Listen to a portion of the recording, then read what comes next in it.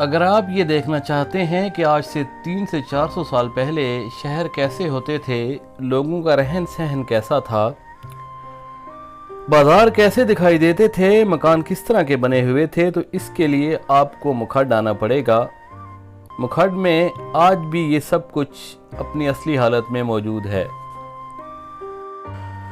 हमारे सफ़र का आगाज़ जंड से हुआ, लेकिन अगर आप रावलपिंडी या इस्लामाबाद से मुखर्ड आना चाहते हैं तो तकरीबन आपको 170 किलोमीटर का फासला तय करना पड़ेगा। तकरीबन 2 साल पहले जब मैं मुखर्ड गया था तो मैंने एक वीडियो बनाई थी जो मेरे इसी यूट्यूब चैनल पर मौजूद है। अगर आपने वो हमारी वीडियो नहीं देखी तो मैं लिंक डिस्क्रिप्शन में दे दूँगा, आप वहाँ पे जाके देख सकते हैं। उस वीडियो में हमने सिर्फ दरिया की सैर कराई थी और साथ मंदिर दिखाया था, लेकिन इस बार हमारा इरादा है कि आपको मुखर्ड की गलियां, कूचे, बाजार सब दिखाएंगे।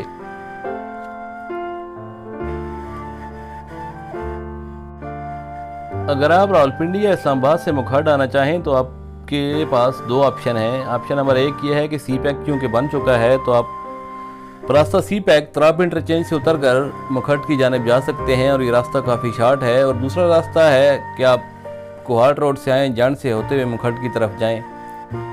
जंड से आगे मुखर्ड का रास्ता काफ़ी खुशगवार है। रोड की हालत भी ज़्यादा अच्छी तो नहीं है, मगर ठीक है, आप आसानी से पहुंच सकते हैं। रास्ते में छोटे मोटे होटल्स भी हैं, अगर आप स्टे करना चाहें तो थोड़ी देर रुक सकते हैं।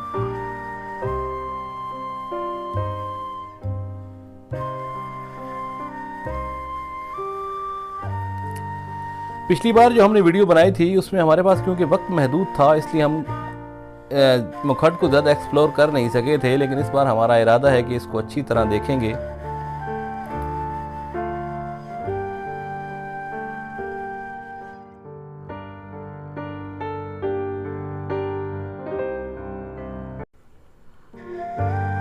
मुखर्ड का लफ्ज़ क्योंकि महाखट से निकला है, इसलिए इसको अगर आप दूर से देखें तो आपको ये एक अजीम खड्डे की तरह नज़र आता है, जिसकी डिटेल हमने पिछली वीडियो में बताई है। सूरज भी अपनी पूरी आबोताब के साथ चमक रहा था। अगर आप हमारे चैनल पर नए हैं तो आपसे गुजारिश है कि चैनल को सब्सक्राइब करें और साथ मौजूद घंटी के निशान को लाजमी दबाएं ताकि हमारी आने वाली वीडियो आपको मिल सकें।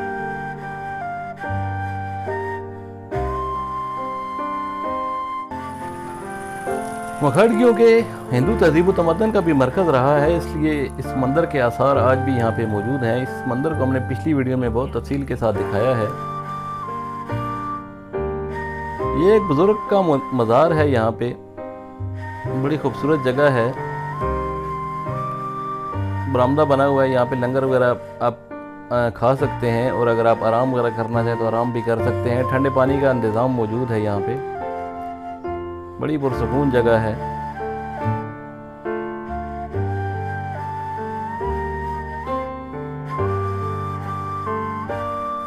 अहाते के अंदर एक बहुत बड़ा तालाब भी बना हुआ है।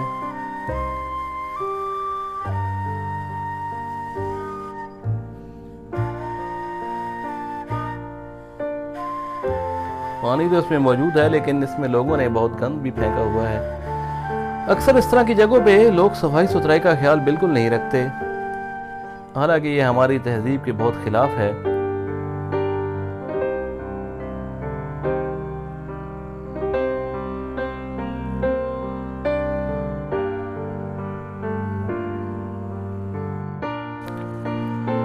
अगर मुखर्ड की तारीख पर रोशनी डालें तो किसी ज़माने में मुखर्ड एक बड़ी तिजारती मंडी के तौर पर जाना जाता था। यहाँ पर मौजूद पराचा बरादरी की कपड़े और कालीन की तिजारत हिंदुस्तान, चीन और वस्ती एशिया की रियासतों तक फैली हुई थी।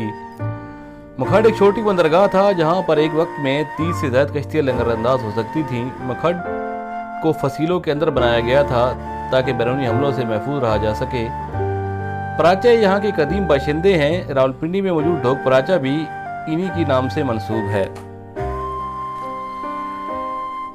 ये मुखर्ड का पुराना बाजार है जो आज भी अपनी असली हालत में मौजूद है।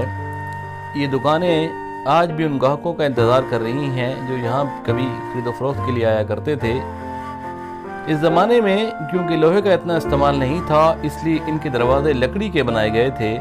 ये सभी दुकानें मुकफ्फल हैं, मगर एक वक्त था जब इन पे ग्राहकों का रश होता था। یہ سارا بازار تراشے ہوئے پتھروں سے بنایا گیا ہے.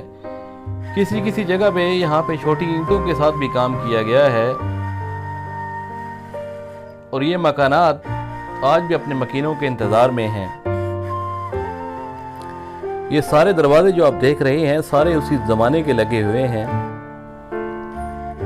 یہاں پہ ایک 3 منزلہ عمارت تھی جو کہ اسی زمانے کی بنی ہوئی تھی. پوچھنے پر معلوم ہوا کہ یہ اس دور میں کسی ہندو تاجر کا گھر تھا جس کو اب بند کر دیا گیا ہے. ان گھروں کی ساری کھڑکیاں دریا والی سائڈ پہ کھلتی ہیں, اور گلیاں زیادہ تر یہاں پہ ایسی ہیں جو کہ جن کے اوپر چھتیں موجود ہیں. یہ دروازے بھی اسی زمانے کے لگے ہوئے ہیں. اکثر مکانات یہاں پہ گر چکے ہیں.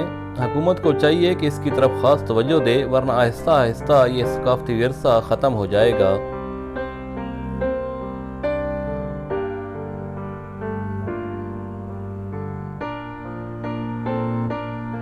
دروازوں کے اوپر بہت خوبصورت لکڑی کا کام کیا گیا ہے.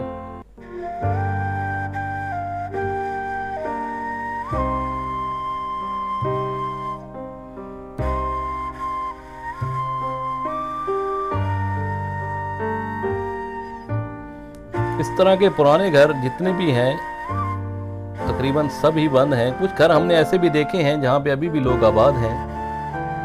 اس دروازے کے اوپر بہت خوبصورت نقش و نگار بنائے گئے ہیں. مکھڈ چونکہ ہندو اور مسلم تہذیب و تمدن کا مرکز تھا, اس لیے یہاں پہ ہندو اور مسلمان مل جل کے رہا کرتے تھے. یہاں پہ ایک پرانے مندر کے آثار ہیں. اس کے علاوہ مساجد ہیں. اولیاء کرام کے یہاں پہ کافی مزارات بھی ہم نے دیکھے ہیں.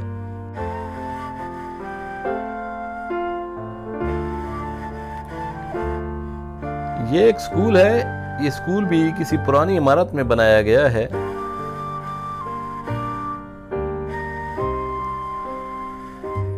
اس سکول کے سامنے یہ گھر ہے. اس گھر کو تراشے ہوئے پتھروں سے بنایا گیا ہے. یہ بھی تقریباً 350 سال پرانا گھر ہے. اس شہر کی رونقیں تب باندھ پڑی جب ریل گاڑی ایجاد ہوئی, کیونکہ کشتیوں کے ذریعے ہونے والی تجارت کی جگہ ریل گاڑی نے لے لی. سن 1894 میں جب راولپنڈی سے میاں والی اور ملتان تک ریل کی پٹری بچھائی گئی تو مکھڈ کے قریبی علاقے انجرا سے گزری.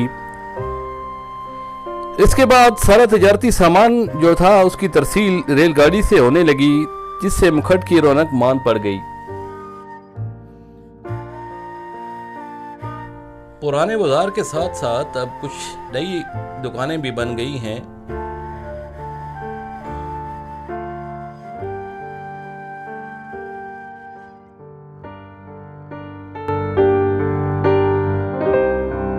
یہ پرانے پوسٹ آفس کی عمارت ہے جو کہ اب ختم ہو چکی ہے.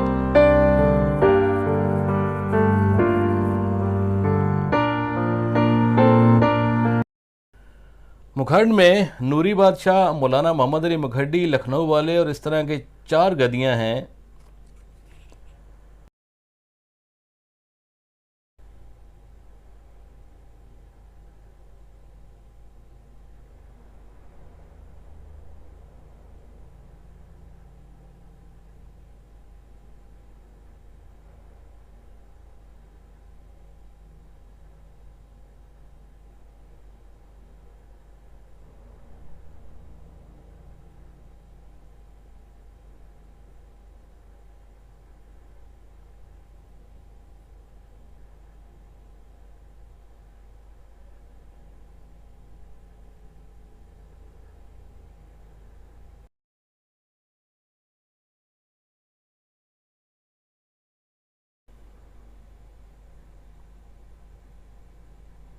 یہ بزرگ نوری بادشاہ ہیں, ان کا یہاں پہ مزار ہے.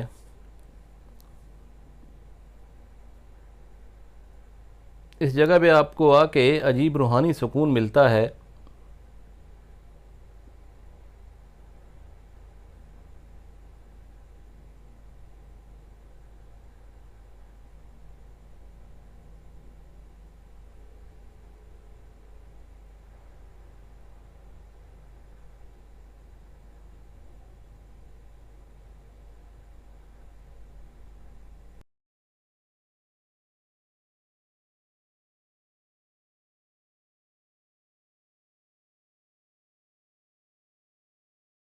حکومت کو چاہیے کہ اس تاریخی شہر کی حفاظت کرے.